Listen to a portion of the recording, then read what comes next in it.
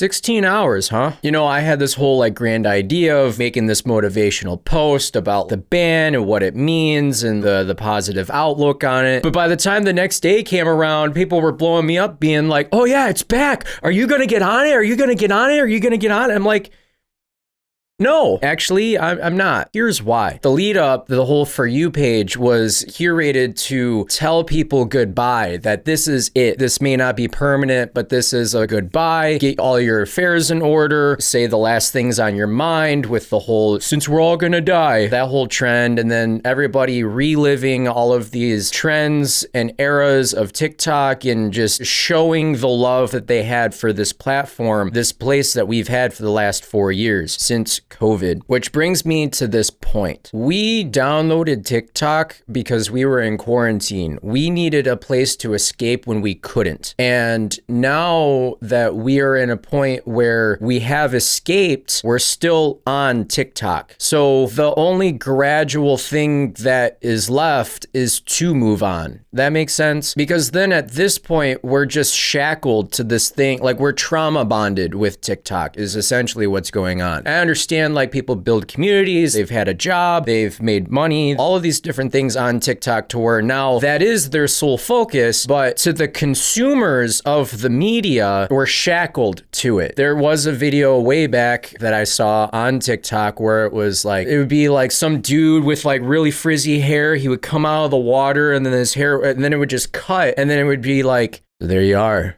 Scrolling again, watching all these people live the life that you wish you can do, but you're not living that life because you're just endlessly scrolling. This is that moment to, you know, those kind of posts where it's like, look at all these extravagant lives being lived, but you're watching it. You're not living that. Prior to the ban happening, when it was becoming closer, I looked at my screen time for TikTok for like the previous weeks, and I was averaging between 24 and 26 hours a week, 3 weeks straight. So imagine how many weeks back that goes. I have had this app since 2020. Actually, I've had Musical.ly way before that. That's 24 to 26 hours that I could spend here making this content that would actually go somewhere instead of consuming other people's media. The other thing is to, in a personal way, is I have lost a lot in a year's time span. I've lost my phone. I've lost files on my computer. I've lost my car. I've lost my job. I just lost my grandma, probably about to lose the house. We were supposed to lose TikTok, but it came back. And then I'm about to lose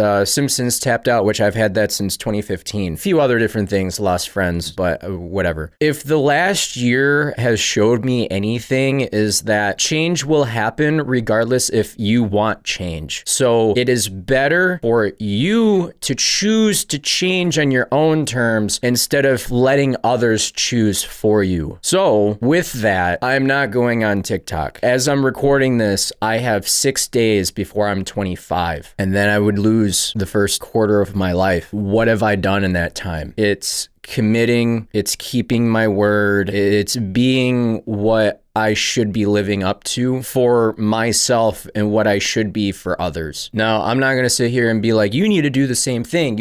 I'm not doing that. I don't want to do that because that's very demotivating, having someone repeatedly telling you to do this, to do that. You have to do that. It's that your life is not my life, and I'm not going to live your life, and I'm not going to live it for you either. So if that is something you want to do, that is your choice. We're all full of choices, and the issue is if we constantly are passerbys of our time, then we are unconsciously choosing how we spend this time. I think it's rather interesting that within the first year of COVID, we had Unis Annus, and then pretty much almost 4 years, a little over 4 years later, we had the exact same thing. But for 16 hours, I don't understand that. I'm happy that people got their comfort back, and I'm happy that people got their businesses back and their community back. But like 16 hours, they could have had made it days or weeks or a month. Make it actually impactful instead of having all of these people have a false sense of a ban and then not actually ban it. Because it's like, on one side, it's, yes, you made the claim that you're banning it, but you just brought it back. So where's the power in that? So then on the other side of that, it's you're gearing up for something that isn't actually that. Then it's like, well, then what the fuck? There's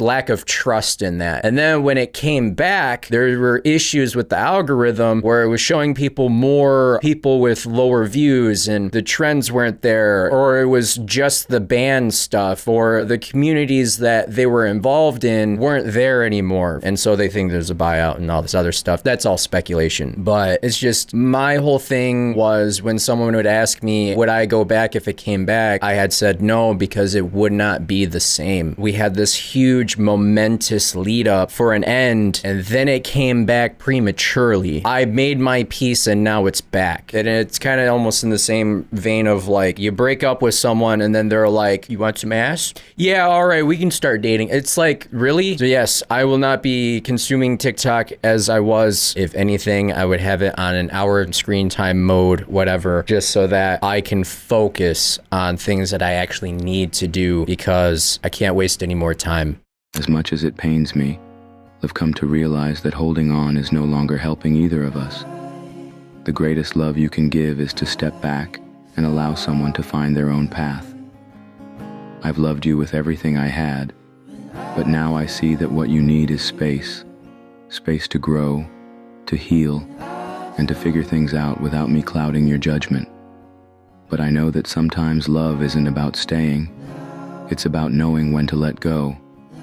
Leaving you doesn't mean I've stopped caring. In fact, it's because I care so much that I'm willing to endure this pain, so you can have the freedom you need. I hope one day you'll understand that this is my final gift to you. Freedom, peace, and the chance to find happiness, even if it's not with me. I know staying would only hurt us both, and you deserve the kind of calm I could never bring. It wasn't an easy decision, but sometimes love means letting go, even if it breaks you.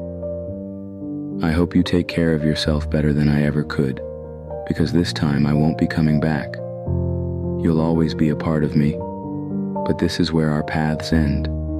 Please remember to love yourself, and don't let the pain consume you. This goodbye isn't about giving up on you. It's about finally setting us free.